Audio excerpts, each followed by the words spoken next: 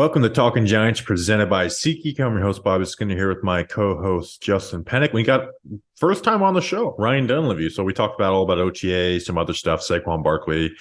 And actually, we are planning for the interview to be about 30 to 35 minutes, and we couldn't stop talking at the end. So I thought there was some fun stuff about just like covering the New York Giants and some honesty from Dunleavy where other reporters might try and play too cool for school. Justin, how are you? Yeah, and also Ryan, like, if he knows something or if he's heard something, he told us, like, here, this is what I've heard, not just kind of giving us his opinion. You know, hey, this is what I've heard. I've heard this from somebody in the Giants building, and he literally gave that from start to finish. So you got to listen to the whole thing. A lot of fun with Ryan Dunleavy.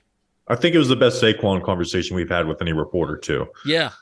At the end, we reached like a conclusion where it's like, this is a really weird situation, and Saquon Barkley has really kind of screwed himself. Yeah, which we knew that. Before we get into this episode, Justin, this episode was brought to you by some special people. Eric Sturmer, he's very stern in what he wants. John Blaze, I feel like John Blaze was already a Patreon, but we welcome you back, Blaze. Great name. Bill Hartnett, how could you be so heartless? Michael Klopchin. He's got a stronger chin than Dallas Goedert, I can tell you that. Stephen Ghost to patreon.com, and Connor, just regular old Connor. Connor, he's a press Connor. Justin, who are these people? I know Connor. I went to high school and college with Connor. How do you know? He has no last name. Well, he messaged me on Instagram and he said, I'm going to subscribe to Patreon. So thank you, Connor. That means a lot. And Connor's a really good dude. Man? Huh? Can he play press man? He can play press man. I think he's like a state trooper. Like, and he can beat the shit out of me too. So, patreon.com/talkinggiants. Never mind. What are you going to say? I was going to say, and get away with it. And get away with it. Yeah, because that's sure. I wouldn't tell. Connor's a good friend, and he subscribed to Patreon. So if you see me in the streets, and you're subscribed to Patreon, you can beat the shit out of me and I won't say anything. Patreon.com/talkinggiants. That's one of the perks. Beat the shit out of Justin. Plus, you get to watch the shows live as we record them. Bobby Skinner will send you some stickers in the mail. Plus, there's some shirt raffles a couple times a month. Patreon.com/talkinggiants. You can beat the shit out of me. All right. Let's before we get into the Dunleavy interview, we'll hit some stuff from OTAs. Just a couple of housekeeping ones. John Michael Schmitz. Dead snap is a go. We kind of thought that would happen, but then it's like, well, I mean, he can adjust, right? Like, I'm not worried about Smith adjusting, but I like him keeping it at least to start because his hand usage is elite, and the dead snap helps you use your hands quicker. And I just don't want to mess with that, especially for a rookie. And it's just, hey, Daniel Jones, can you get used to more of a wobbly snap? And he said, hey, as long as it's accurate, I'm fine. So, I'm happy with that. Not any big takeaways. The green dot, I thought we had answers on it. We don't. The first day, we get a picture of Bobby Okereke with the green dot. Like, there we go. And then the next day, Xavier McKinney has it. So they truly are testing it out. Dunleavy in the interview says last year they gave it to the linebackers too this time of year, but they didn't, unless we just didn't notice it. But last year, it was very clear. McKinney. Love and McKinney both had it in camp last year. But it was only safeties essentially had the green dot.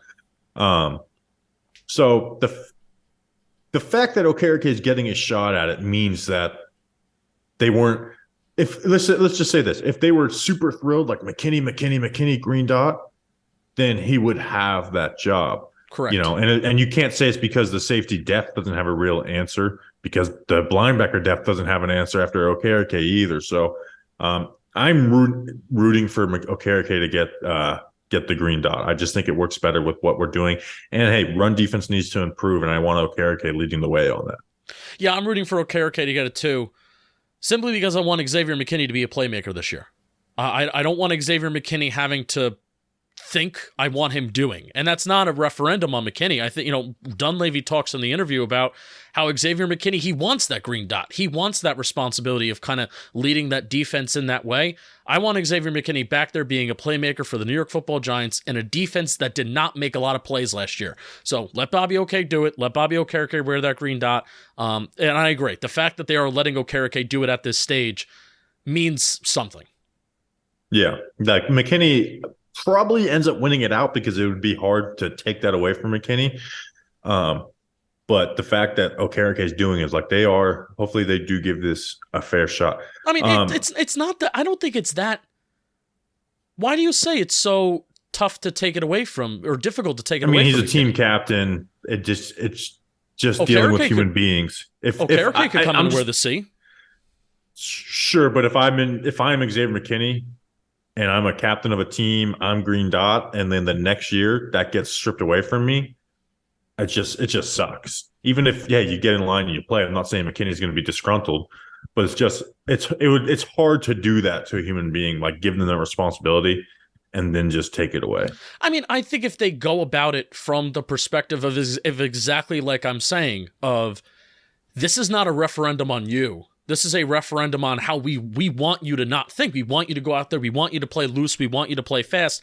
And then also last year, I would say, okay, who are you going to give it to? Tay Crowder and, a rookie in Darian Beavers, Micah McFadden, and then they signed Jalen Smith early in the season. So you weren't going to give it to one of those guys, especially if the safeties were wearing it in the camp to begin with. And you did have Blake at that time. I mean, it was just because the last year the safeties getting it wasn't a linebacker combo. It was just Wink gives it the safeties conversation. Well, I was even thinking like maybe they knew what they were going to do with Blake Martinez for a while.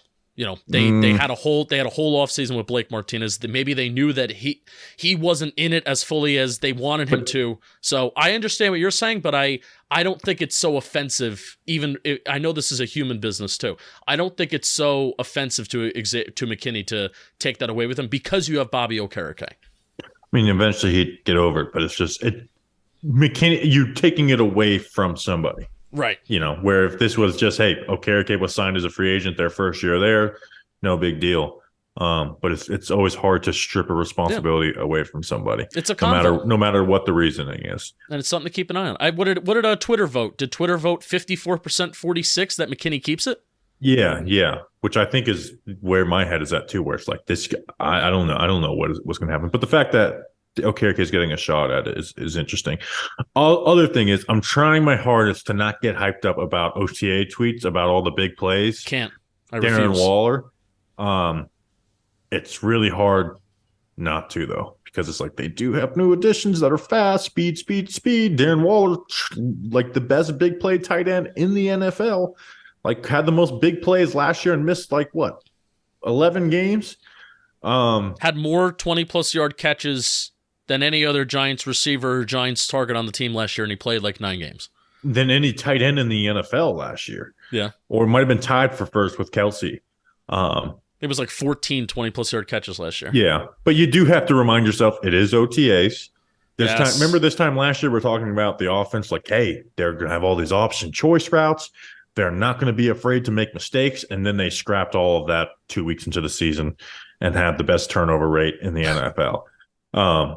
So they're testing things out, but here's the little bit of excitement is that is what they want to do. This isn't a coaching staff who comes in and is we are going to get 10 yards every 3 plays, bang, bang, bang. That's our ideal offense. Their ideal offense is getting chunk, and not just saying you want to create explosives, but have the body of work that's the way they like to live.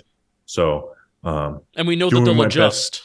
We know that they'll adjust even if that doesn't happen. So that's the fun thing too, is that we have a coach. It's not just the opposite end of Jason Garrett, right? Where Jason Garrett was looking to get 10 yards every 3 plays, and then there was no alternative to that.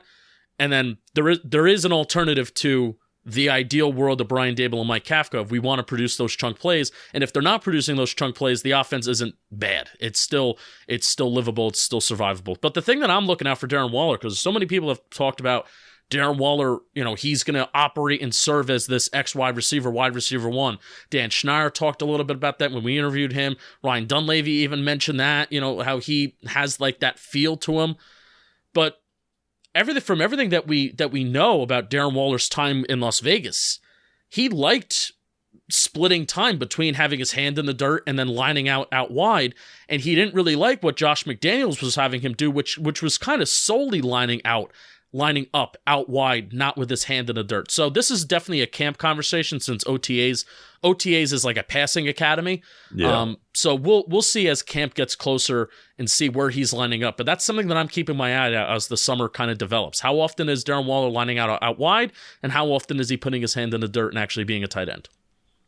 Yeah, I want to actually look up The the splits. splits from McDaniels. So last year he was 72% split out, which was the most by far. Where the other 2021, 20, and 19, he spent 60% or more in line, and then less Yeah. flexed out. There will be a split. Don't get me wrong, and I want him to be lined out wide.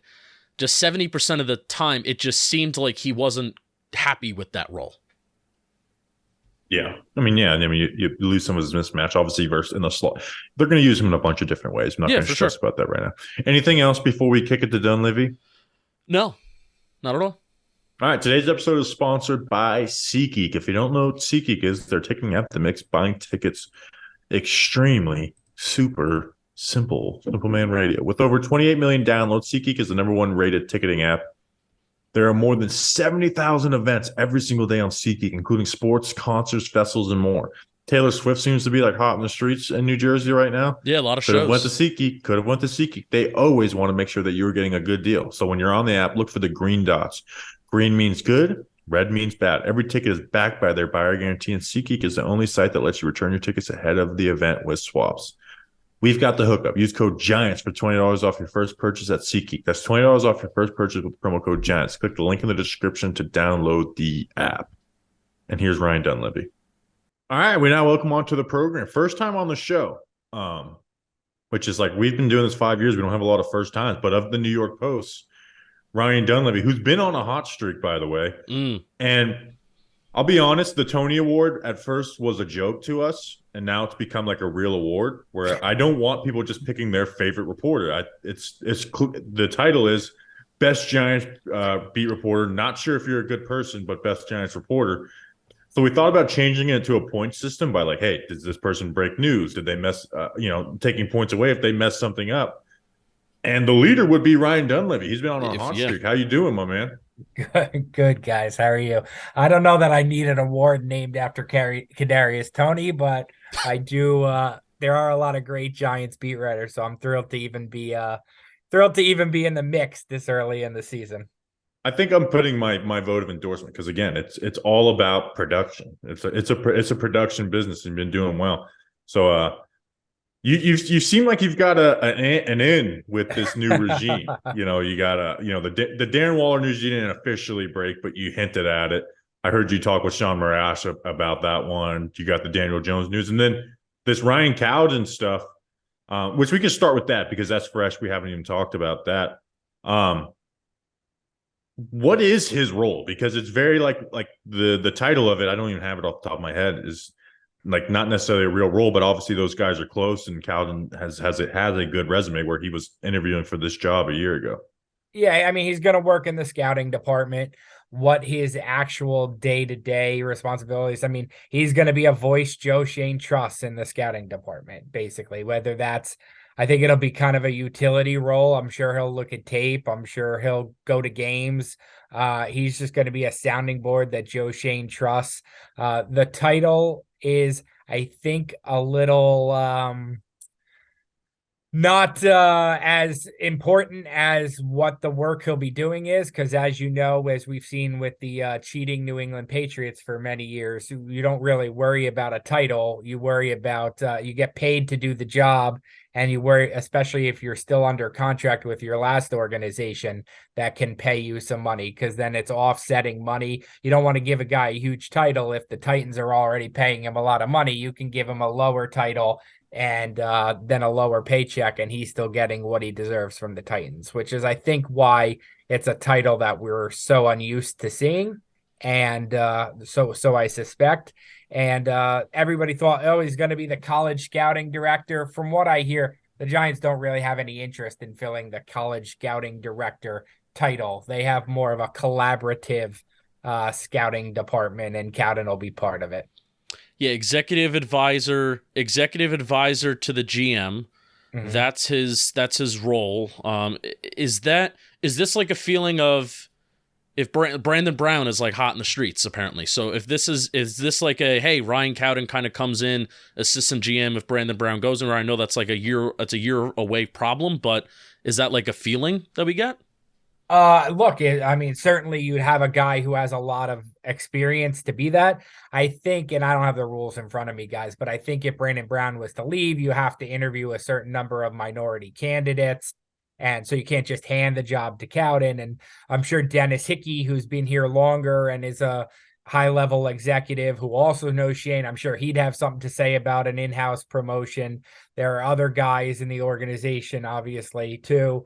So no, I mean, I think it's just you want the best department you can have, and now you have a guy who was an interim GM. I think Hickey was a GM. Shane's a GM. Yeah. You just have a lot of guys who've worn the shoes, who are who have experienced a lot of different things and who trust each other from shared experiences. Yeah, he could be the next Brandon Brown, but there's no guarantee. There's a lot of really good executives in waiting. There's no, even if the Giants are good again, there's no guarantee Brandon Brown's going to get a job. He's only had, I think, one interview, right? I think he's only had one GM interview. I think it was with the Vikings, maybe. So usually guys have to have 2, 3, 4 interviews. I wouldn't be surprised if Brown's here more than just one more year, probably 2.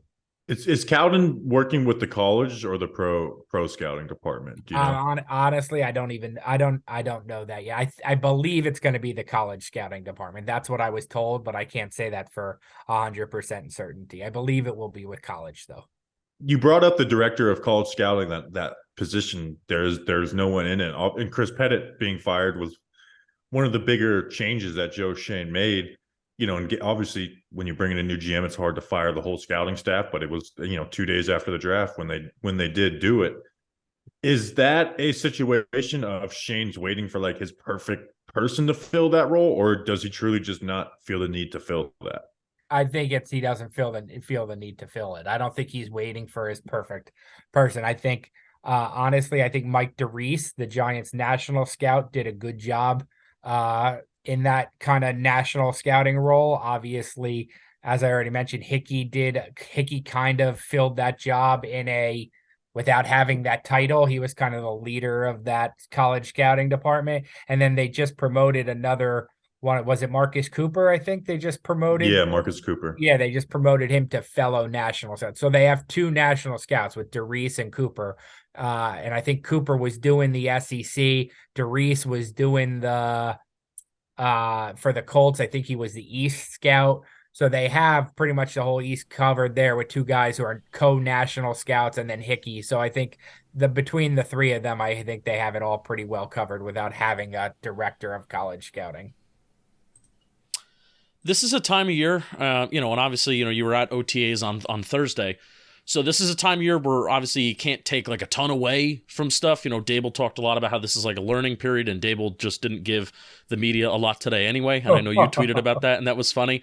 But basically, there were still some things that you were kind of looking out for today / this week. What were some of those things? Did you find them out? And what are some things that are on your brain about this Giants team with OTAs? And that'll lead to some topics. Yeah, I mean, I was obviously interested to see what Darren Waller looked like, what a healthy Darren Waller looked like on the football field, and what he looks like is a guy who, for a cliche, runs like a deer. I mean, he is just long-legged, running down the field, looks like a true number 1 receiver. Like what you thought you were going to get with Kenny Golladay, maybe, or what you like that true 6'6", not even like a tight end, like, you weren't seeing him run like 10-yard curls or ins. He was just run down the sideline and throw the ball up and catch the ball. It was really impressive, actually. But you got to remember, guys, this is what OTAs is. It's a passing camp, right? There is no pass rush. There's really no offensive line. There's no live contact. A lot of times defensive backs are told not to even try to break up the pass. They just run in stride. Guys had a hard time running in stride with Waller. So that was really impressive just to see his athleticism shine. I was interested in some of the depth chart stuff. I think there was a time they went 4 receivers, and it was Hodgins, Slayton, Campbell, and Waller. Those were the 4 receivers. Then there was a time Okereke came off. McFadden was the second linebacker in. Thought that was interesting. I thought that was interesting. And then it was just a shock to me that, like, oh wow, this is as much as they've upgraded as linebacker, we're still talking about a lot of snaps probably for McFadden, for Beavers, for Davis. Yeah, Jared Davis. He actually got a lot of reps today too. He was when Okereke wasn't in run situations. Jared Davis was the main linebacker. So like, just kind of some of that stuff was like where do they line? Where do they line guys up? Schmitz was the first team center.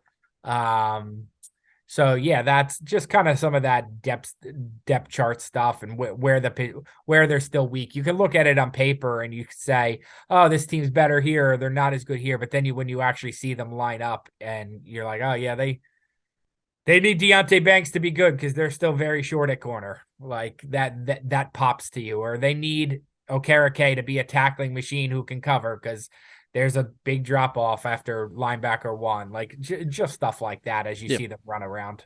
For sure. Yeah. Some other depth chart questions I have for you.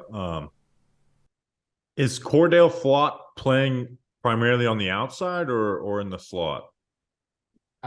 So I don't know that I noticed where he lined up. I know I had a conversation with somebody in the Giants recently who said that he was drafted to be a corner in the slot, and they quickly realized last year that even though that's what it was on tape at LSU, in the NFL it looked like it moved a little fast for him, and he's better on the outside. So that's what somebody on the Giants told me that somebody in the Giants told me they expect him to be more of an outside corner, which was not what he was drafted for, but that's where he seemed most comfortable as a rookie. What do you think of this wide receiver room right now? Because it's a weird logjam of guys who aren't, you don't look at the wide receiver room like, man, that's a great wide receiver room. But you look at wide receiver 7 and you're like, guy might have been an automatic starter on last year's team.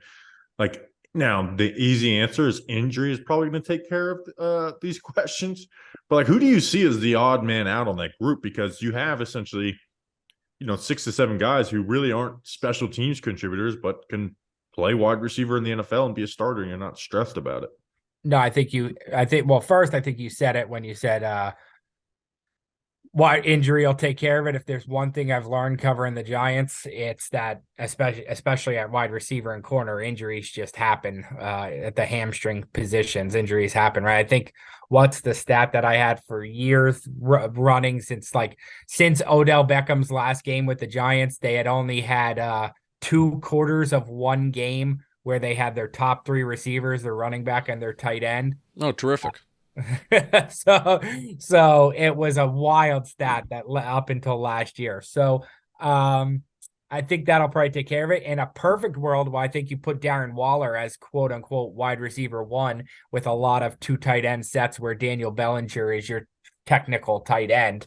And then I think the rest of the guys, I think there's a lot of interesting talent that is overlaps to a degree, like Sterling Shepard, Wan'Dale Robinson, Paris Campbell.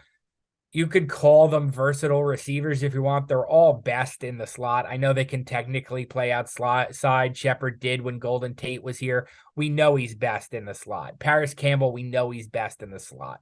So there's a lot of overlapping strengths, but you're right. I think the overall call is the depth is so much better than it's been. Like we had years, right, when Benny Fowler was the number 3 receiver. CJ Board was the number 3 receiver.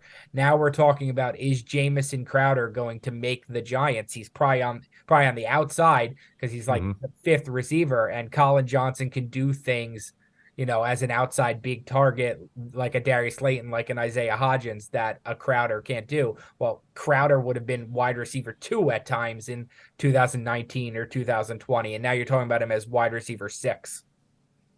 Let's start hitting some of the big names and big topics. Xavier McKinney's fingers. They're never going to tell us, there was the video they put out said he's going to be 100%. Do they think his finger, is he ever going to be able to catch the ball the same? Because obviously, he's still going to be able to be out there fast, cover well, break up passes. He's going to be a good player. No one's worrying about that. But is he going to be able to catch the ball the same? Or is it kind of just hey, his fingers are messed up? That's just a good player. Good question. I think the answer to that is yes. That's what, again, I think you nailed it. And you guys are smart in that regard. the team's not going to come out and tell you like, no, we don't think so. But when you ask privately, they do think he'll be able to be the same player, which I assume means catching the ball, because he was he had that 1 year where you could tell he was a ball hawk. That's what he was. So he is a guy who could catch the ball. When they say he's going to be the same, I assume that covers catching the ball, being an interception guy. That's what they tell you privately. They expect him to get back to 100%. And they made it seem privately like we kind of overblew when we talked to Xavier in April, how much he was still injured. They think that, he'll be good to go by the start of the season. But you guys do have me looking at his fingers now when he was at the podium today. And I think it is just about, regaining strength and whatnot. I think he'll be fine. Did any reporters try and candidly get a nice screenshot, a grab of his fingers?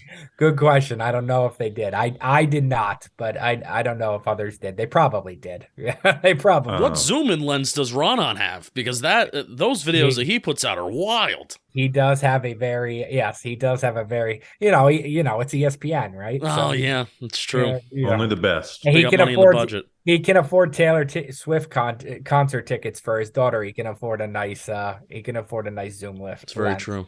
Yeah, so I've been on vacation, so I haven't been keeping up with stuff, everything. But I went through all my the reporters' tweets after practice, and I'm like, okay, about 60% practice tweets, 40% Taylor Swift tweets. Yeah, there was Dayball's going with his daughter, Jordan's going with his daughter.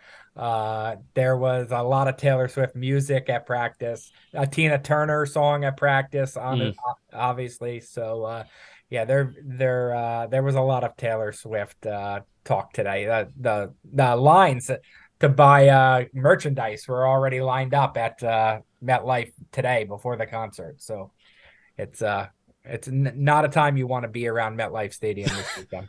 You got the hell out. Oh yeah. Is that a song lyric, Justin? Well, excuse me? Was that a song lyric? No.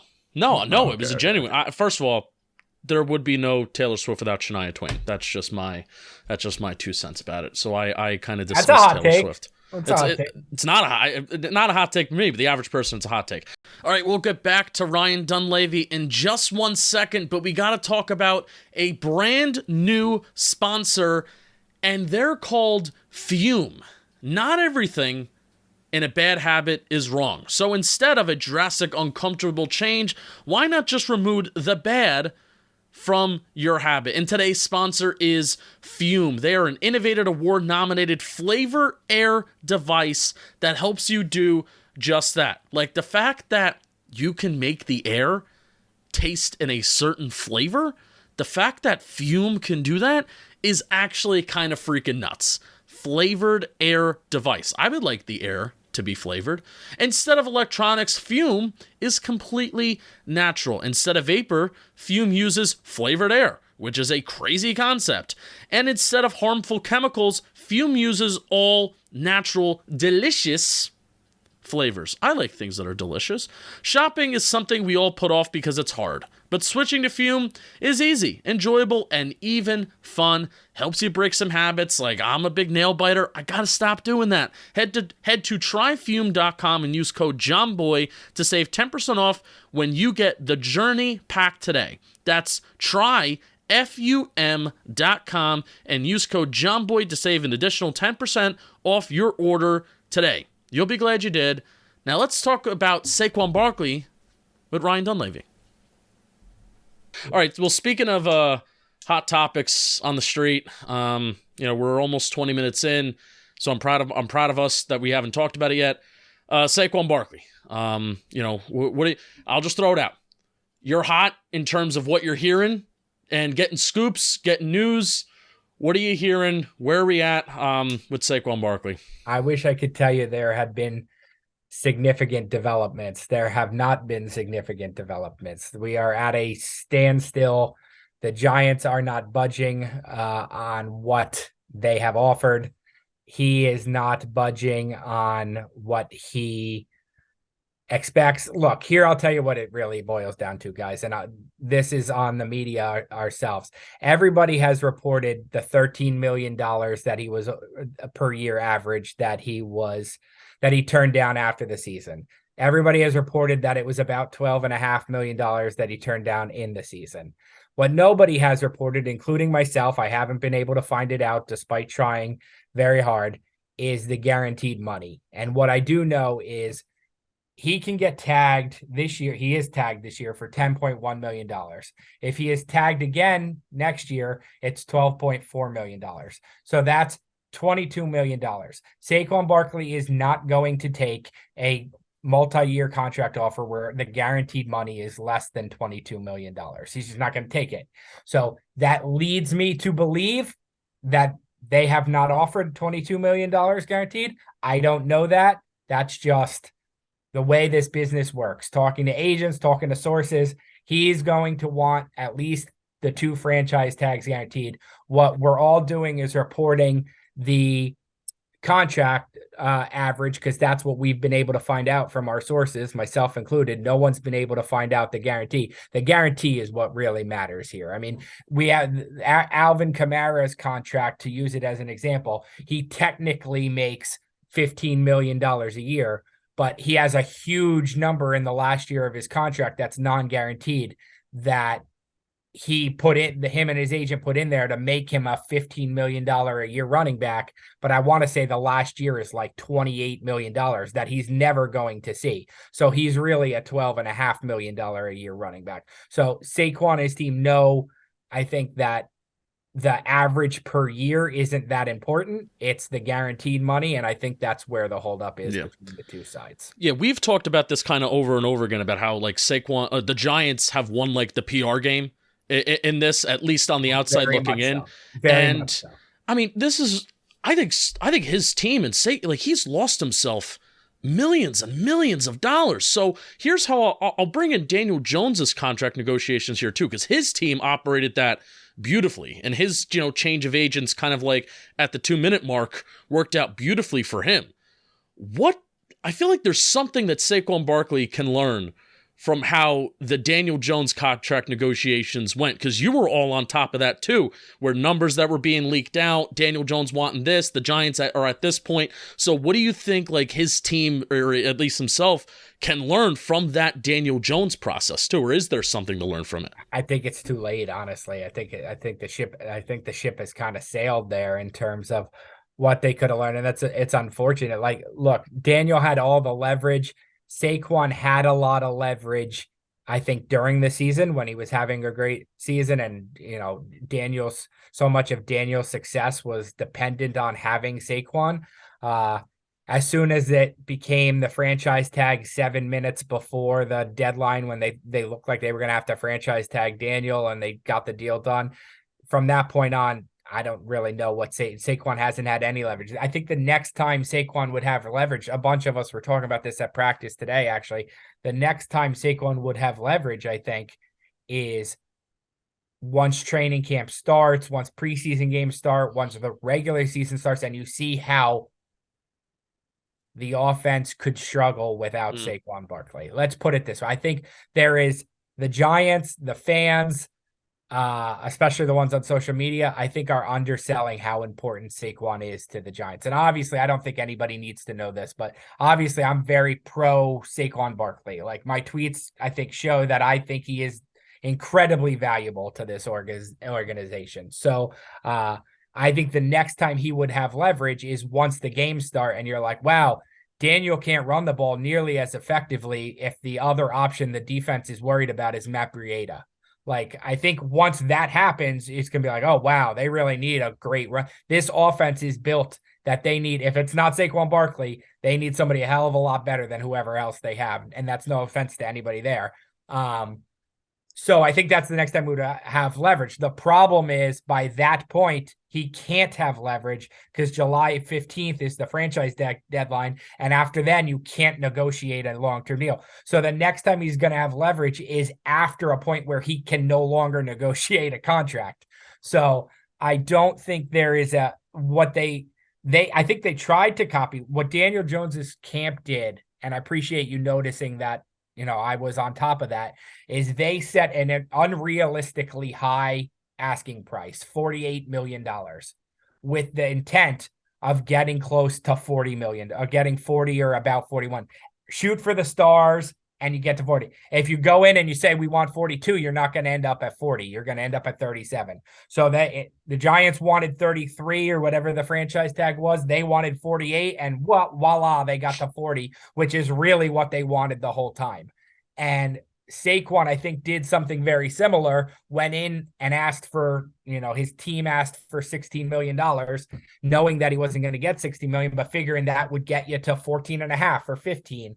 And it's just not how it works for running backs. And if that's not how it worked for running backs in October, everything that's happened to running backs since then, including most recently Austin Eckler, has only worked further against him. Yep. Why hasn't Saquon's agents, though, leaked out the guaranteed money? Because we've said the whole thing, I'm not going to harp on the average annual value because I don't know the guaranteed money, but if the guaranteed money's bad, that would be my first move as his agent, talking uninformed here is I'll leak out the guaranteed money, even if I lie about it a little bit. And the only thing they've done, it seems, is reply to Mage on Twitter saying this isn't true and not expounding on it at all. Where it's if it was bad, I feel like that'd be agent one-on-one, leak out how bad the guaranteed money is. That is the great mystery in all this, is if it was bad, you would think they would do that.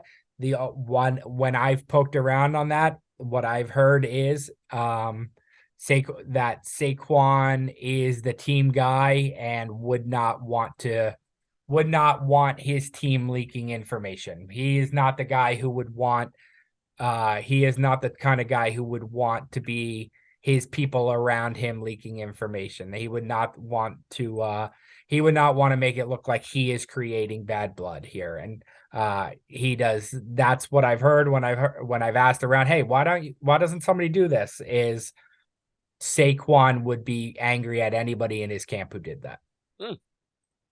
That's wild. It's hard for him to say that he'll miss games, though, if he's not even willing to leak out a little bad. I don't think has anybody said he's going to miss games. I don't think there's any. No, but that's his leverage, is to miss games. I don't think there's any. I think it showed you when he went to Arizona that with his team, he has no intention of missing games. He loves football. He loves his teammates, loves to win.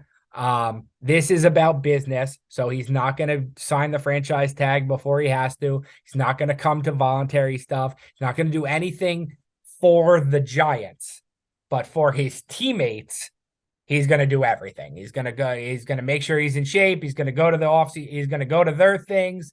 He's going, he's not going to do anything business related. He's going to do everything football related. So I think when push comes to shove, he'll be at the football games. But where do you think this is landing? Him playing on the tag and being there week 2 of camp, week 4 of camp, or Monday before Cowboys prep? Yeah, closest. I think we're landing on closer to Monday before Cowboys prep. That's kind of maybe it's a week before that. Maybe it's maybe it's after the preseason games are over. That I think there's 2 weeks now between the end of the preseason and the start of the regular season. Somewhere in there is, I think, where we're landing. And if he has a good sense of humor, he should come in and say, all right, I'm here. Running backs don't really matter, right, guys? So it doesn't matter that I missed 3 weeks of training camp, right? It doesn't really matter. All that matters for a running back is all you have to do is play in the games. All the other stuff doesn't really matter for a running back. So here I am. So. Well, the crazy thing is his best year, he missed basically all of training camp that rookie year. Well, not all of training camp, but a good chunk of it before getting banged up. And obviously we know Saquon's not going to come in out of shape. No, that's it. That's another. The Giants don't have to worry about him coming in out of shape. They know he's going to work his ass off. So that's another. That's another thing. They don't really have to worry about it. This is so bizarre. Ryan, this is so bizarre because the leverage that Saquon Barkley has is to miss football games for the Giants. But he will refuse to do that. So if the Giants know that, if Saquon Barkley knows that, then it's just delaying the inevitable of signing the tag. But again, there's no leverage in missing football games because at that point he can't negotiate extension anyway, because Right. the deadline will have passed. So there's no leverage even in missing football games. When can he sign an extension? Is it like end of the season or Yes, and after the season or like after July 15th, it goes to after the season. after the season? Okay. It's not like March. It's literally like January 8th or whatever that you could sign an extension. Yeah. So they're coming off of a winning season. Do you see it affecting the locker room at all? Obviously those guys are want there, but do you think it'll change anything from day to day? Because I mean, Dex got his money, DJ got his money, Thomas is going to get his money. McKinney's contract will be a fascinating one because I really have no good prediction on it. But I don't see it as being. I mean, the vibes seem good from the outside looking in. Yeah, I would say that's, for the most part, my experience covering the NFL for 6 years is like guys want each other to get paid, but mostly they want themselves to get paid. So yes, Daniel wants Saquon to get paid, but like he got his. And like Dexter wants Saquon to get paid, but he got his. So it's not like a rallying cry in the locker room of like the Giants are cheap and they're not paying anybody and we're not going to play hard for them. If you're insert guy here who if you're Kayvon, like you think you're going to get yours because you think you're Dexter Lawrence, not Saquon Barkley. Like you think, you know, the Giants are paying my teammates. They just happen not to be paying this one guy who I would love to see get paid, but that's not really relative to me. I'm going to get mine because he got his. So that's not speaking to this group in particular. That's speaking to 6 years of talking to agents and NFL players. That's generally the perception is they believe they'll fit in with the norm, not the exception. And right now, paying guys is the norm for the Giants, and Saquon is the exception. Yeah. How hard of a topic was John Michael Schmidt's dead snap today? It was asked about. I blame you guys for it, right? Yeah. I blame you guys. So here's a funny story. I covered Rutgers when they were using the dead snap in like 2016, and I had forgotten all about it. I don't think I had heard the term dead snap in like 6 years. And then they drafted Schmitz, and I think it was you guys, right? Like who made a big deal about it on Twitter. Oh, yeah, we were on it. I had like 10 tweets about it. And then you guys did it. And then Jordan asked about it, Dash Schmitz about it. And then I was like, where have I heard that term before? And I like Googled like dead snap. Like one of the first things that came up was like my own article from like 6 years ago about Rutgers. And I was like, wow, I had totally forgotten this thing even existed. And so then, so how hot a topic was it?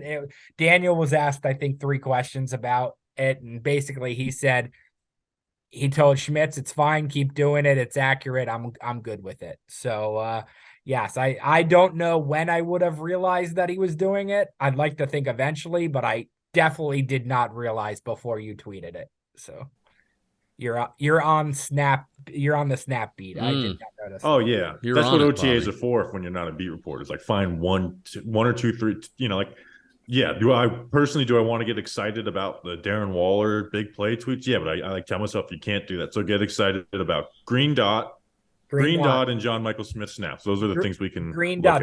They're using multiple green dots right now. So McKinney. I was excited when I saw the Okereke picture, and then the next day I saw a picture with McKinney on it. So they're using multiple at the same time, which I think is something they did last year at this time too. I mean, basically what they do is instead of alternating days, they just have a bunch of guys wear them simultaneously, and then that's how they judge.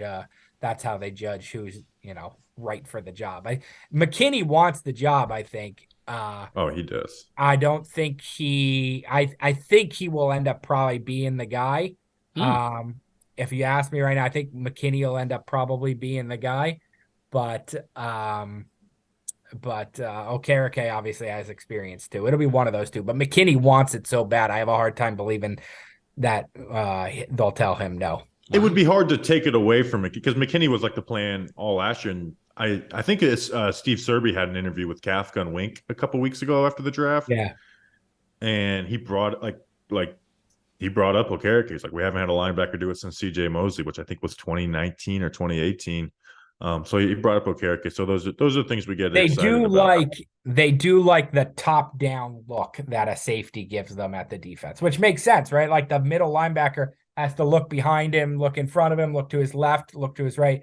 I do know that the defensive coaches on this team, Wink or other guys, whoever it is, I do know for a fact that they like the top down look that a safety gives them at the defense. Yeah. It just, the question will be like how much.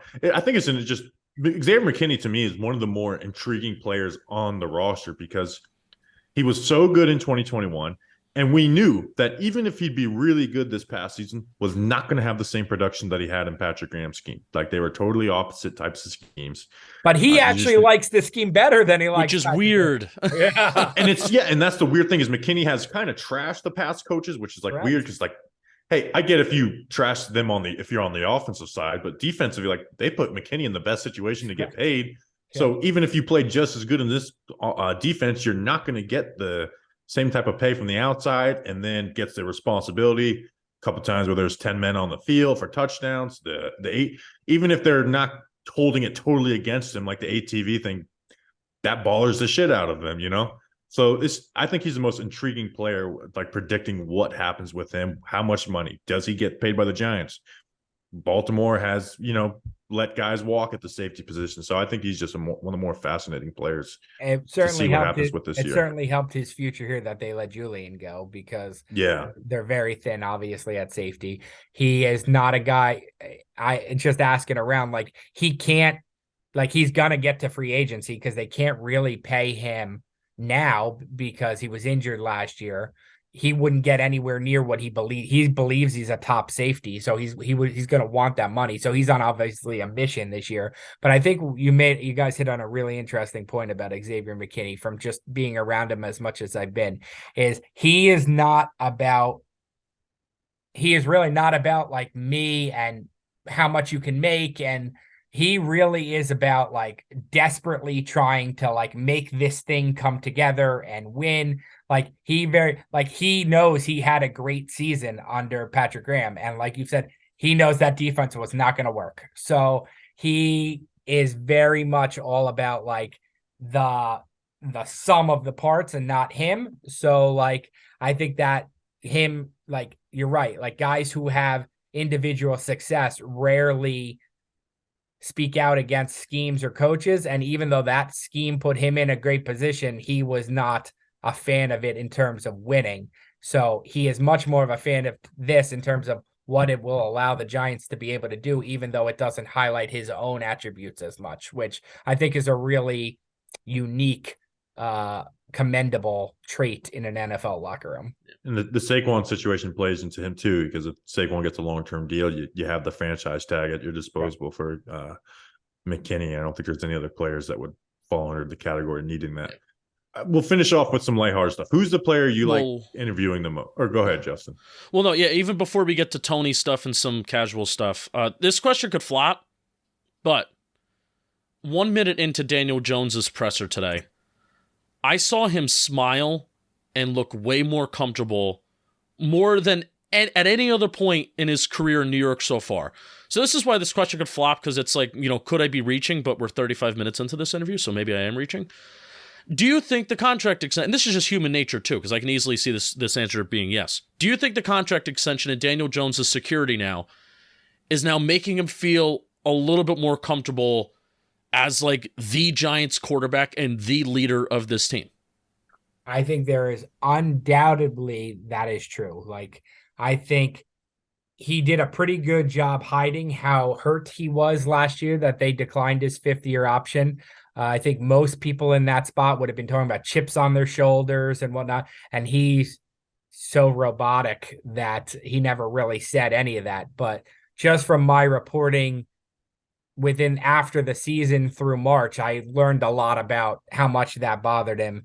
So yes, I do think there is a part of him now that thinks, the Giants are more quote unquote his team, and he's not, he'll never say this, but people around him would tell you, I think that there's more of a sense of, okay, he's earned his place. He's not just like Eli Manning's successor, mini Eli 2.0. Like, this is the Daniel Jones era or whatever. I do think there is a comfort that comes with that. Do I think that all of a sudden he's going to be anecdotal and insightful and all? No. I mean, there's a gag I do where I put his quotes into a robot voice and play them out loud. That I still think that's going to probably happen. I still don't think he's going to give you much, but I do think behind the scenes he is much more comfortable as like, much more comfortable in who he is and the place he has earned. And not just it comes with the contract, guys. I think that would sell it short. I would think that would be selling Daniel Jones short. I think also a lot comes with success. He had success. And that's obviously very important towards Bill. You could say you're confident, but if you're whatever with 13-30, you don't really have a right to be confident. He had success last year, and I think that as much or not more than the money comes with him starting to feel like he belongs. Yeah, he's impressive at the ability to not answer a question. I mean, you could ask him, "Hey, Dan, do you love your mother?" And he'd be like, I'd certainly say so, but I love my team too, and I love all my family members, and she's a good mother, and my focus is on the team. My focus is on the team right now, but sure, I wouldn't be here without her, and the best I've ever seen at saying nothing. Who's your favorite player to interview and get quotes from and stuff? I love Darius Slayton. I love Darius Slayton. I love Julian Love. I like the guys who you can talk to about stuff that isn't just football. Cause guys, you guys are probably better at X's and O's than I am. I don't pretend in any world to be, X's and O's genius. I write what my sources tell me. I write what I see. I write feature stories. I write, stuff like that. I like guys that you can talk to. I like guys that, ask you about you when you ask them about them. So Slayton and Love were just good human beings. I love talking to Andrew Thomas because Andrew Thomas's football answers are like, it's so hard to get a guy to actually give you a football answer. Everything's like, that's what the scheme tells us to do. And that's what these football players have been trained to do, is like not give too much away. Andrew Thomas can speak football to you in a way that if you've never played offensive tackle, it still makes sense what he has to do on each play. I think that's a really impressive skill. Yeah. So I really enjoy talking to Andrew Thomas. Nick Gates was one of my favorites of all time. So I spent time at Nick Gates's locker. We talked for 15 minutes, and then I'd be like, "Oh yeah, I got to ask you something about football." Yeah, you basically mentioned all of our guys. Thomas, because Thomas is a little bit more reserved person, like obviously he answers questions. We tried to open him up with some like personal life questions, and we try to do that with player interviews anyways.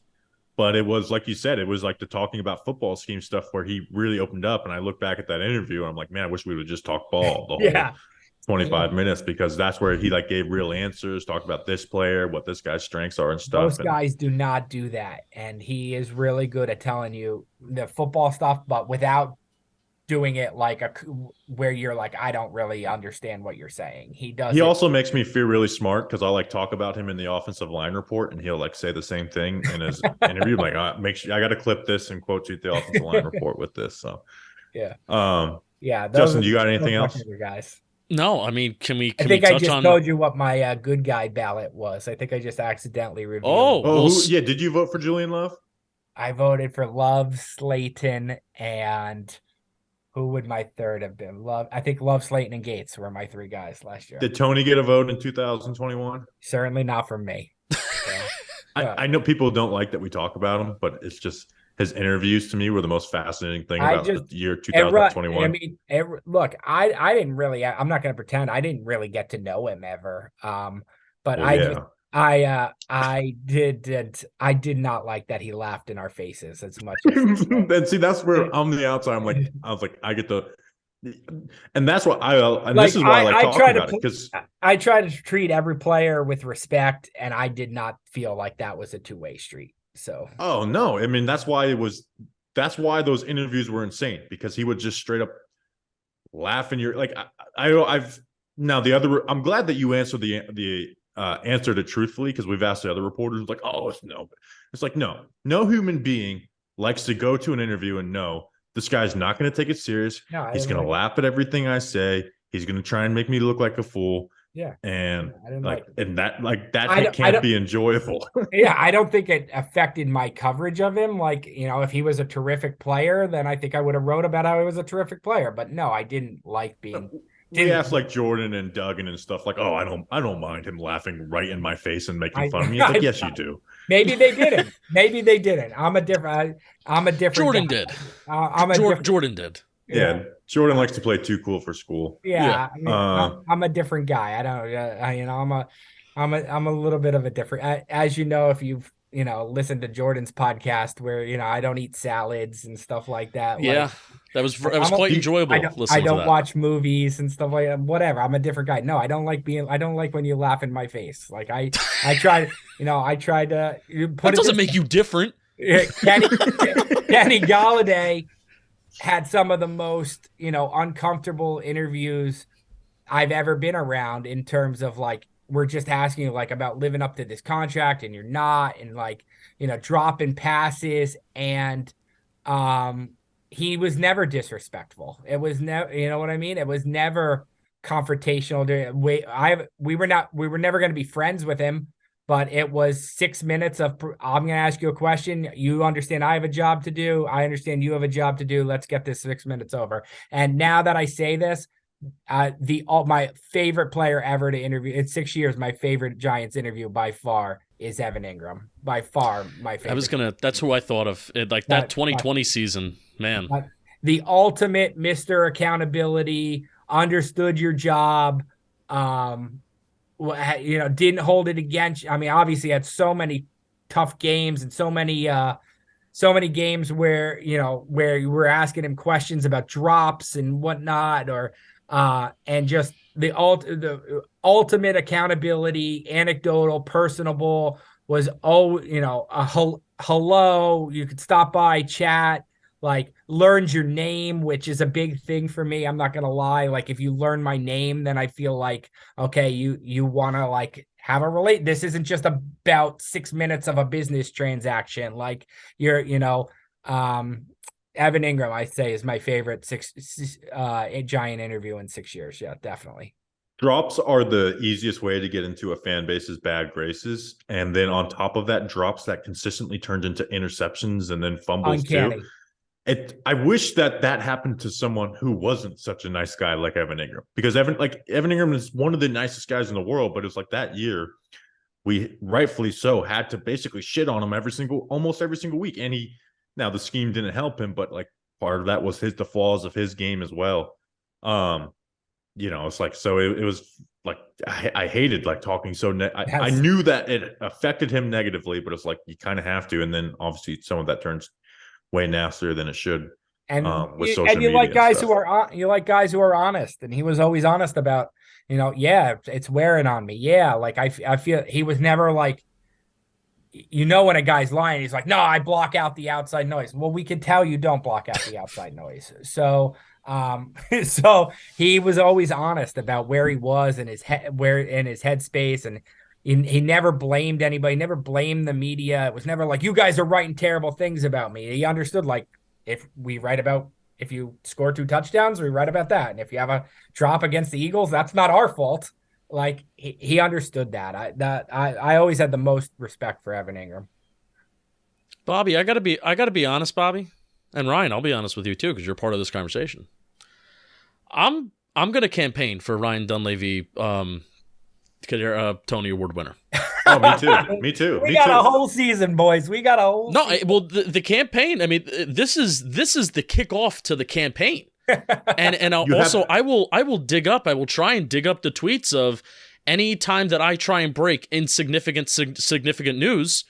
You will find it, and you will give me credit, which that is a huge part of the Tony Award, winning candidacy. So I'm going to campaign for it.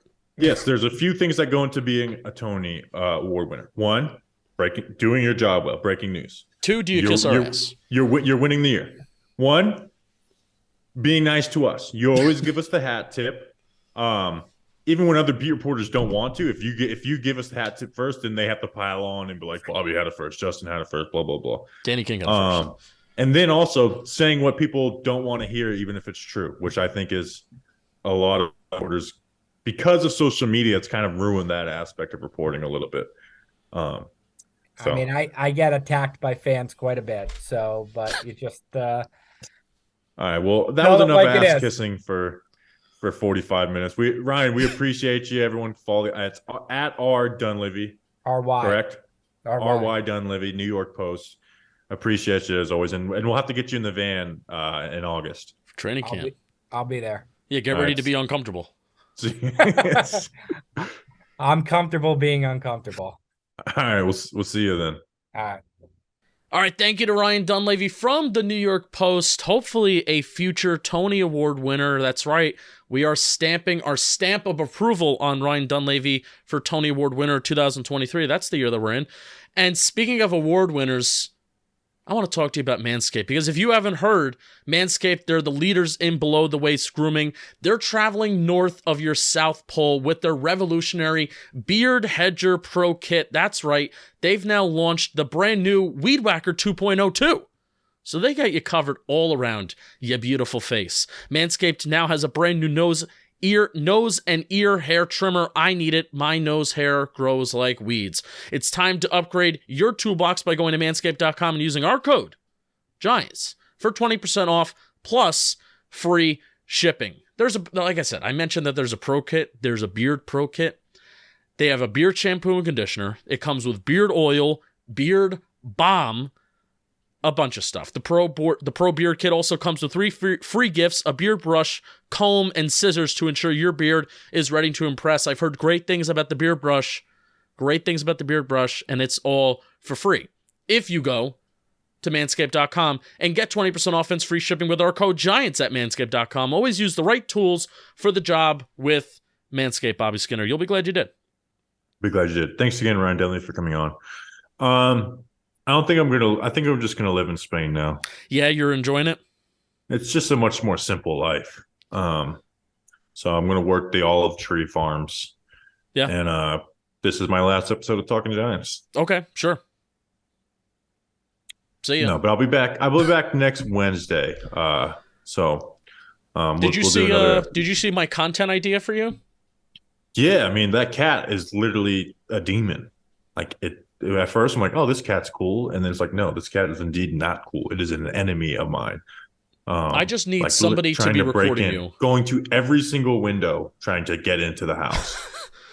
I just need somebody to be recording you as you record animals doing things. Yeah, I mean, I saw D. Rickers responded with the Andy Samberg, like, how's your mother doing to the chicken? Yeah. If you just talk to animals, that is how I interact with animals. I don't, and children too. Like, I don't do the cuckoo caca. Like, what's up, William? How you doing, my man? Like, I just talk to everything as an adult. Fantastic. It's this Globe, like, what's up, Globe? How you doing, my B?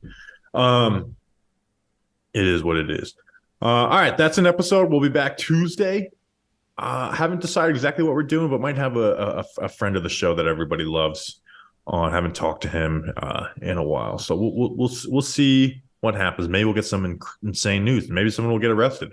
Maybe I'll get arrested in the airport. We appreciate you by smuggling some type of stuff back into the United States. Watch out for me. Give me a cigar. Okay, I could do that. They're like, yeah, I'll do that. Thank you. Let me write that down because I will forget. I'll buy you more stock cars at Charlotte. Bam, perfect. Gift giving. All right, we appreciate you guys. We'll see you on Tuesday. Enjoy your weekend. Until then, let's go Big Blue.